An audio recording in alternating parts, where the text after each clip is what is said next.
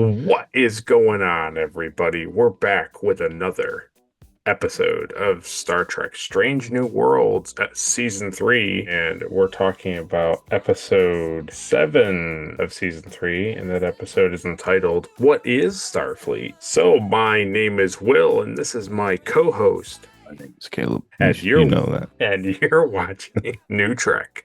Who dis? Goodbye, 1966. Yes, the times are changing with new stories and sweet kicks, and Mr. Warfare dancing.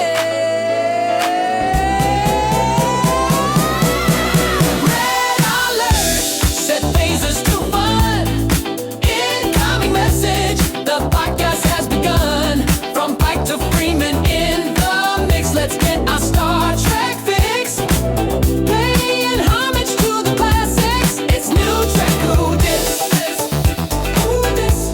It's New Trek Who Dis. Who dis? It's New Trek Who Dis. Who dis? It's New Trek Who Dis. Who dis? So, Caleb, before we get into a spoiler-filled review, what would you rate this episode out of 5 deltas? Well, this week, Will, I finally feel like you. I'm giving this episode a 2 delta. Here's the funny thing. So, for me, it was a 2.5, but I couldn't quite decide if I liked it 3 or a 2. And I said, well, if Caleb is a 3 or higher, I'll go 3. And if you go lower, I'll go lower. So it's a 2 for me, So too. 2.25. No, it's just 2. Because I'm also a 2. Yeah. So, without spoiling anything, Right, exactly.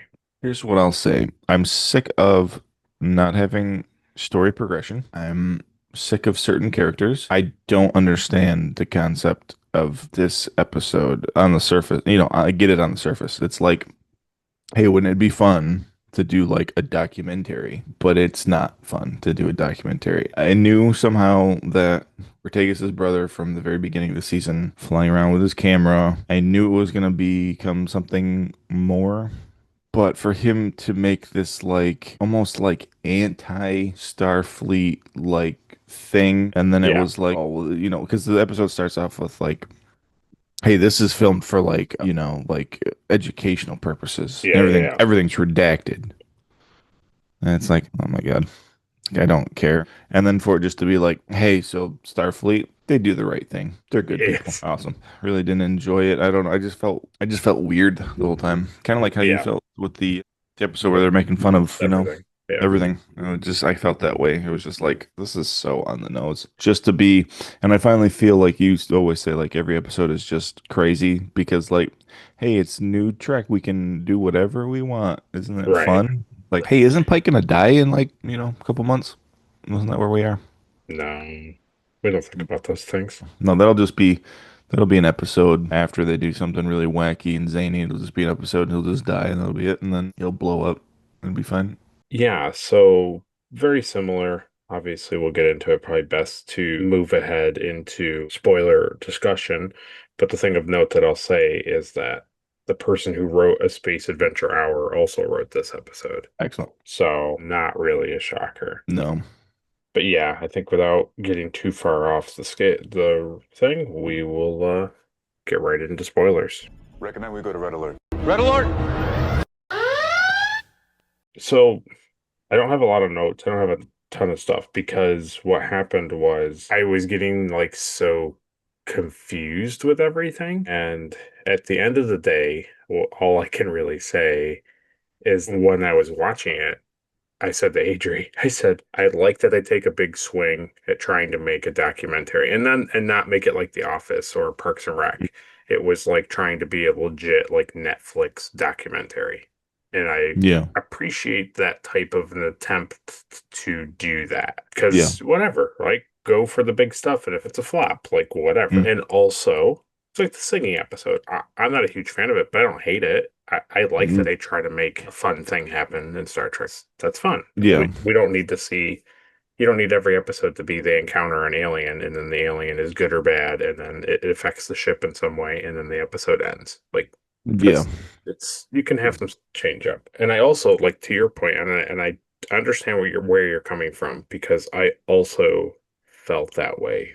But as the episode went on, I was like, but a lot of his questions are questions that the fandom ask. It's kind of like the thing we got into. We were making jokes with our Captain Olimar commenter where he is like, isn't it funny that they're explorers, but they have like 500 photon torpedoes, which are essentially like warp core nuclear bombs kind of thing. And it's like that type of stuff, it does happen in the fandom of discussing like is Starfleet like are they the good guys or are they the bad guys? Because like you've made jokes too, like with your house character that like really the Federation is just another empire trying to like spread its wings and like take things Hmm. over. Yeah, and that's the thing. Like, I'm not like a big Federation fanboy either. Right, Like, I'm not like, I'm not saying the Federation is right and they're 100% right. doing the right thing, but like, it's just, I don't know, it's just weird to have this character who's like,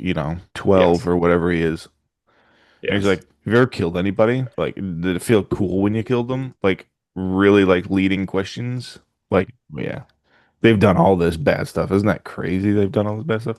You know how many weapons they have on board the ship? Well, that's redacted. Do you know how many like phasers they keep on board? That's redacted. It's like, yes, okay, cool. So like the whole thing is like there's you're setting it up to be like, hey, Starfleet's not really that great. right, yes, And then come to find out like, well, actually, if it has a good captain and crew, like they're pretty great. It's like, yeah, okay, I know that because I watch Star Trek. I've seen it. yeah, I've watched yeah, a lot of Star Trek. I know that's the concept of the show. yes, And it's also really dumb and ignorant to go into space with other aliens and say like, yeah, we're not going to take any like phasers or anything. right, We're not right, going to take any weapons. We're not like warships. Like, okay, but you're not going to go out there without weapons, right? Because that's really dumb. So that to me is just like, it's just too on the nose, You can do things to make the Federation gray and questionable without doing this just yes, full. yes. Yeah, I don't know. I mean, the whole thing with like Mbenga is Mm, much better. And I like some of his questions too, where he was like, so you served in the Klingon War? He's like, yeah, but I'm not talking about it. Okay, more of that. Not, totally. can you believe that they like train on board the ship to fight? Like, I thought they were peaceful. Like, oh my God, dude, shut up. Yes. Anyway, And it's a I lot of and that. I It's a lot of that stuff. That's all.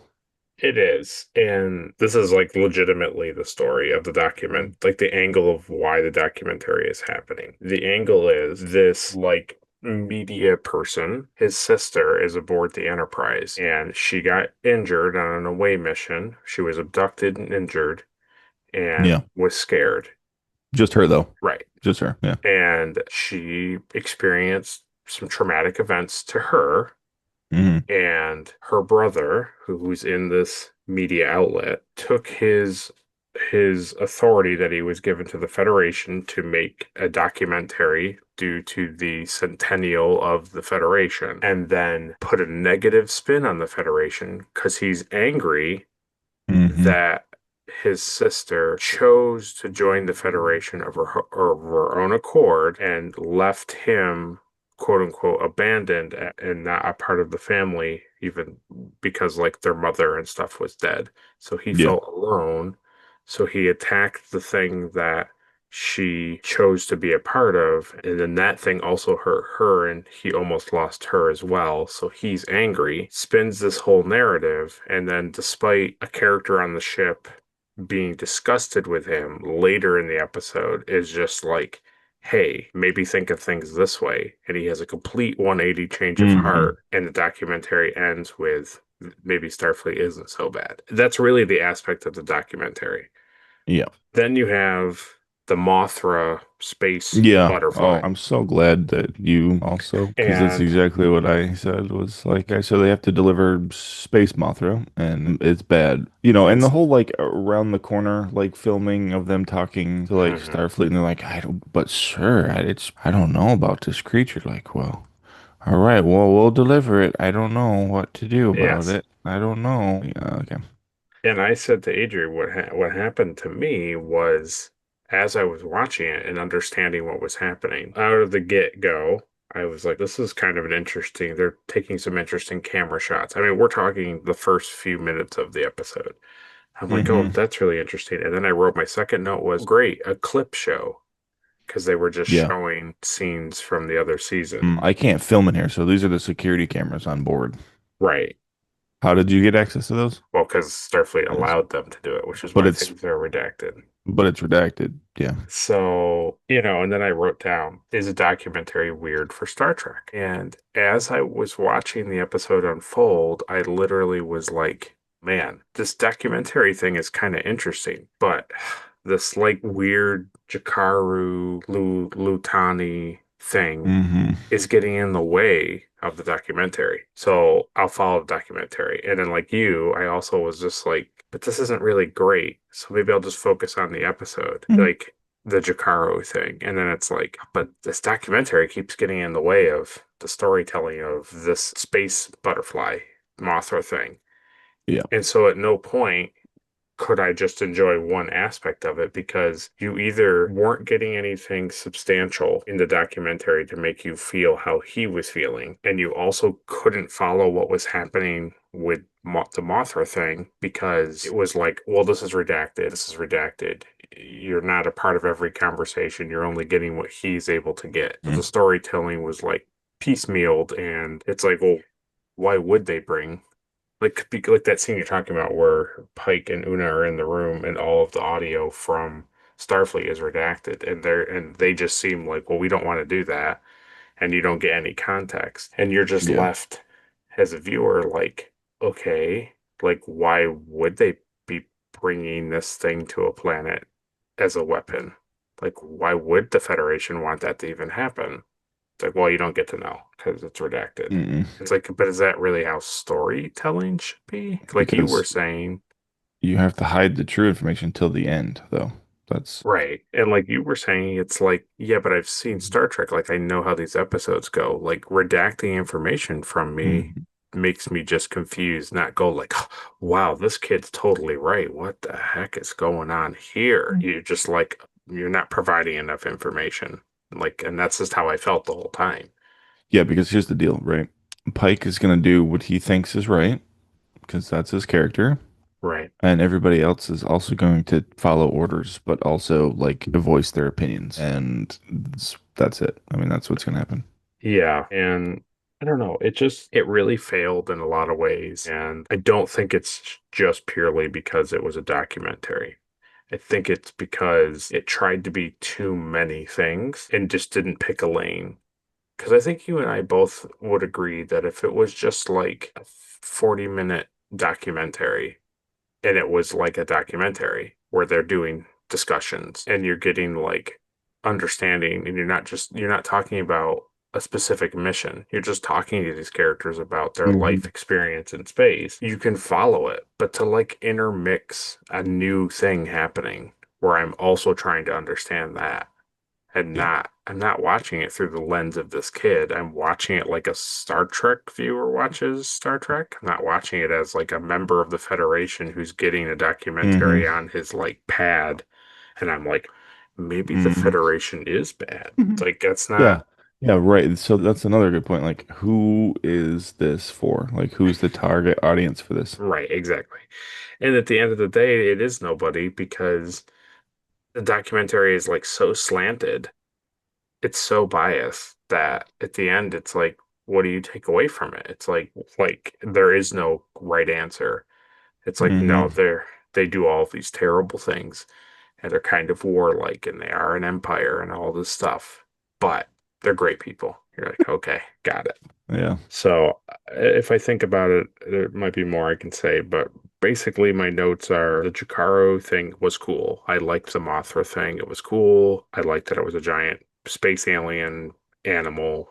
That was cool. I just liked the design of it and I liked just how it was. I liked that the Yeah. little tendrils came out and latched onto the ship and just that was nice. Yeah, it was cool. I was really curious how they were able to explain how the noises, the guttural sounds of this Mothra thing could be produced in space since there's no sound in space. I was interested to see how they explained that. All right. Well, they don't. That's But right. Yeah. Then you mentioned it that there were a lot of really unflattering angles of the camera. yeah, yeah, they're really great. Then Yeah. It's like, what's the name of that stupid station that does all those like horrible documentaries? TLC. Oh, okay. They do like all those like, 1,000 Pound Sisters and Oh, the doctor. Yeah, like my seven, 600. Yes. yeah, yeah, Yeah, yeah, yeah. And they always film from the ground up, like looking up at them. And you're yeah. like, why are you doing this? Well, it's great television. It's riveting. I know you don't want me to say this, but apparently Hmm. Ortegas works on engines. She is just a gearhead, dude. Yeah, Like she just loves it. Yeah. it's like I don't think I remembered that being the thing from any of the other episodes or seasons. It's been a thing. Okay, Because her like actress, that's what she likes probably. that's maybe true. Not saying Uh, that as a fact, but that's usually how it's been going lately. that's yeah. Apparently Spock, like I get it because he doesn't touch the Horta, so he can like telepathy out Hmm. his body. But apparently, like that's an option. Just go try to like quote unquote mind meld with the thing. I was just like, okay, Yeah, well, at least they had him have to wear like a something. device. Yeah. Wasn't just like a thing that Just he's not a betazoid, so Spock acted more like Spock in this episode than ever. And I don't know why, because this isn't the first time that like he's been filming. yes. He was there a couple weeks ago when they got locked inside that old Hmm. tomb of space-time continuum tomb, and that didn't make it into the documentary. No, I was He's just been there showing you filming that for like footage. 3 weeks, and he's like, "This will be a good one to film this mission here." Why are Um, we bringing supplies to a planet at war? I'm sure you were too. I was happy to see Shuttle Galileo. That was nice. I like the whole shuttle thing. I like them being in the shuttle, like up close. I thought that was cool. Like Yep. seeing it through the screen and stuff. It was cool to get all blown up. Spock gets his leg ripped open. I thought that Yep. was good. It was good. Chapel and Spock don't talk about their relationship, which was nice. It's true. That's very true. Ortegas and Spock didn't talk about their relationship, which was nice. Lon, yeah. Marie was nowhere to be seen, which was nice. Just in that brief ending, which other than Yeah, and that's the picture for like the show, like the thumbnail for the episode is like those two talking to like a bullion, and you're like, hmm, and then it's like, no, no, this isn't.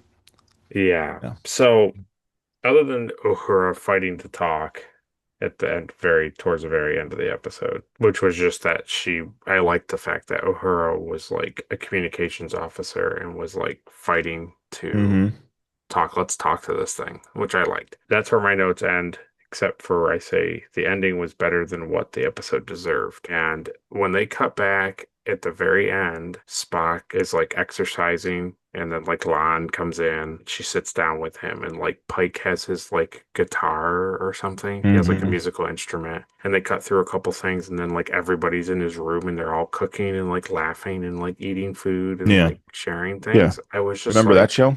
Remember yeah, that show? How that exactly. show used to be good? Yeah. It was just like, and that honestly is what that whole end bit where Uhura is talking and giving like another great Star Trek speech, like she did in a Space Adventure Hour, where she talks about Mm-hmm. what Star Trek is supposed to be, and now she's talking about what Starfleet is supposed to be. This ending sequence was like fantastic, and I really enjoyed it. And that's what made me bump it up to a 2.5. And I was like, maybe this should be a 3. But I was like, yeah, but it's just the ending of the episode. Yeah, but that's how bad endings of Star Trek are. That you're like, this ending is pretty good. I like really legitimately hate that, we had the unsatisfactory conclusion to the Gorn problem. And, the wedding Yeah. episode was okay. It wasn't bad. It was okay. And then we had Shuttle to Kenfori, which, was kind of Mm. interesting and fun, and you and I kind of liked it. And, just a different type of episode, different type of things happening in the episode. And then it kind of just slowly got worse. And I know Worse. like you were a fan Yeah. of the Adventure Hour, and that's fine, but like it's just Yeah, but that's also before like there was like 2 episodes left for the season. yeah. It's just one of those things for me specifically. It's like, what are we doing with this season? You wait 3 years for the season to come back on, and then you watch it and it like progresses the story in 2 episodes. progress the story. I get that like they don't want it to end because it's a cash cow, but like you got to write a story. I mean, I don't know. Yeah, I think that's the thing that's so weird about it is like original Star Trek is very episodic and things just happen on the ship and that's fine. But Hmm. it's a thing where you had the first two, after the disappointing finale of the Gorn, you had two episodes which felt like that. And then Through the Lens of Time wasn't too bad. No, it was a fun adventure, you know. But like you said, we said last week, it was like, okay, I'm ready for like the continuation of Marie having this thing inside of her and, Pike's inevitable death. And I'm even going to put it out there. Let's explore Ortegas having PTSD. I'm That's all right. ready for more story advancement. And the last two episodes have been like, well, what would it be like if we watched Kirk be in control of the Farragut? And he had to be a captain when he's not ready to be a captain. And then this episode is, do we think that the Federation or the Starfleet are bad, or do we think that they're good? They seem good. And like that's the two stories. And now we're 3 episodes away from the finale, and it feels like we haven't made any significant ground in the actual story of the season, which is not normal for the show. I know, that's what I'm saying. Like, I got from the interviews that from what I was been listening to, they basically know that the show's coming to an end and that it's very yeah, popular and it has the potential to open doors for other series, just like other Star Trek shows have. And what they've just decided to do is like, what can we just do on the show that would be like really weird and zany and like off kilter from a normal episode? Because we can just do that. And normally, I think, and you would agree too, that one episode like that and season would be fine. yeah, But multiple episodes like that seem too much. yeah. I don't know. Yeah. It stinks that it was a kind of not a really fulfilling episode, and that basically, like I said, the ending was way better than what the episode deserved it to be. Yeah, I agree with that. Yeah, it's weird. Yeah. Well, before we introduce next week's episode, we had a couple comments on our previous discussions of new Star Trek. And Pritton Petal commented on the Sailot Who Ate Its Tail episode. She says, I honestly hated this episode. The whole cry fest over the humans was such a slap in the face to actual Trek. They should Hmm. have been just as gutted over any species. Lives were lost unnecessarily, and that's always horrible no matter what species or race you are. That's the whole point of Trek. Also hated the fact that Kirk opens with saying that he questions his captain's decisions, inserts himself, and pushes forward his own ideas because he Hmm. believes he's correct, then immediately poops his pants when it's time to shine. So that's a good point. Yeah. He pouts in that room playing chess, and then Spock says Hmm. 2 sentences to him, and Hmm. he's like, oh my God, you're right. I'm so ready for this. Then he's fine the rest of the episode. Like, bro, you choked when it mattered most. Yeah. You Yeah. ain't Yeah. Yeah. ready Yeah. for the captain's seat. I Yeah. just feel like they forgot who Kirk was when writing this. Everyone fanboys over Kirk, and then they write him like a fool in this episode. And yeah, it's Hmm. incredibly true. Yeah. And it sucks because like I don't need more Kirk content, and then you deliver this and it's like not Hmm. compelling. You make him unlikable, Yeah, exactly. And and you it's also make like, him look like a dope.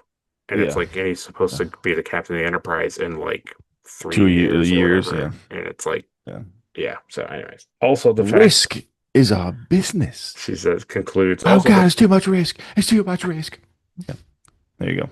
she concludes with also the fact that Pike is consistently sidelined in his own show is ridiculous. Yep. Respectfully, I don't care about Kirk right now. I want to see Yep. Pike and Una and other characters that are not legacy. Just so disappointed with this season so far. Yeah, we obviously share the same sentiments, which don't need to be repeated. Yeah. You Yeah. know, It's ridiculous. so then we have one from my office. He has a little bit of a different take. He says the Delta on the old Earth ship is an established thing in Trek, but not until Star Trek Voyager. Sort of a deep cut. I don't even remember off the top of my head, so. Yeah. He looked it up. But that's cool. It's cool to know that they do reference it. It's just weird to me as like a casual fan to see a Delta on a ship from our era, and it's like But the Federation wasn't till after Archer's timeline, though, right? Yeah. How I understand it. I don't know. I haven't seen the season finale, but that's how I understand it. But then he goes on to say, Kirk, I can deal with him not being the Kirk we know. He hasn't grown to that point yet. I think it was nice to see ones like Scotty not being too happy with his style. He's got a way to go, and I don't mind it. Yeah, I like that stuff too. I thought that stuff was fun. Like seeing Oh, everybody being like, yeah. who is this guy? You know, and it's like that's a funny inside, like Yes. we all become like great friends and shipmates, in a few Right. years. Like Right. I thought that was fine. Yeah. I like that stuff too. And I think to Print and Pedal's point that like I think the Ready Room sequence and all of his things like just didn't feel great. But it's okay. The whole like, him pouting and then Spock coming in. He's like, "Hey, so like you're the captain and you have to do the stuff." And he's like, "That is true. I am ready." That is a little ridiculous. Yeah. Yeah. But it's okay. I overall didn't hate the episode as much. But From My Office continues. All the interaction with Pike is something to think about if they really connect things together, basically. Okay. Yeah. He says, but we'll see how they sort that out in the future. Because basically, like we're saying, like Yeah. this was the episode to break away from the timeline yet again. I get what he's saying. Okay, we'll see about that. It was nice to see We'll see. it was nice to see the Legacy crew together, and the scavenger ship was really cool. Yeah, I thought so.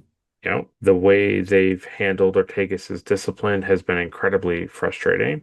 I came up with a new name for Ortegas this week. Outrageous. Yeah. Outrageous Ortegas. Yes. Yeah. She's the outrageous Okana. Sounds a lot like Armin Shamarman. It's close. I also didn't catch why the detaching of the nacelles worked, but I assume the grappler arms have the ability to disable a ship, and they got themselves. Maybe that's what happened. It was an EMP. I'm still convinced of that. Very good. It would be nice for Pike to have more to do, but it feels like the show has definitely become more of an ensemble style show now. And so it hmm makes sense that they'll focus on other characters. Hopefully, we'll see more in the coming episodes. Four deltas for me. Who's Pike? Yeah, I know what he's saying, and I don't disagree with it. And then I think both you and I would be a lot better with it if the stories were more interesting and more compelling and more easier to follow. I wouldn't care that like Pike is taking a back seat as much. But because the episodes don't Yeah. give me enough to think about and they feel too paint by the number or just straight up confusing or insulting, makes my mind wander. And now I'm just like, hey, I haven't seen Pike on the screen for like 10 minutes. No. And you Yeah. get kind of lost in the sauce about it. And then when he is on screen, he falls down immediately, and then Yeah. somebody has to save him. So, that's fun. That's what people generally feel about that episode. We'll see what everybody feels about this episode. And as always, like, hey, if you enjoyed this thing, don't let our thoughts and opinions discourage you from writing about it. If you really liked it, tell us what you liked about it. We obviously want to read about it and think about it and look at the episode from a different lens. Just, the episode hasn't hit well for us, but that doesn't stop us from trying to, do what Starfleet does, which is look at everything from a different angle. Yeah. At the end of the day, we're still the good guys. Next week's episode could be a chuckle fest, but it might be kind of fun. We'll have to see. I was annoyed when they played the trailer of it, but we'll see. I didn't That see it. episode is entitled 4.5 Vulcans. Okay. So we'll see. So we're finally going to see Oswald. Feels like it. Yeah, good. I could use that. Well, take the time to write how you thought about what is Starfleet. Let us know down below what you thought.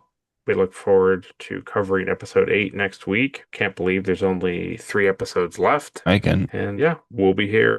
I got one better for you. Why is Starfleet? I got one better for you. How is Starfleet?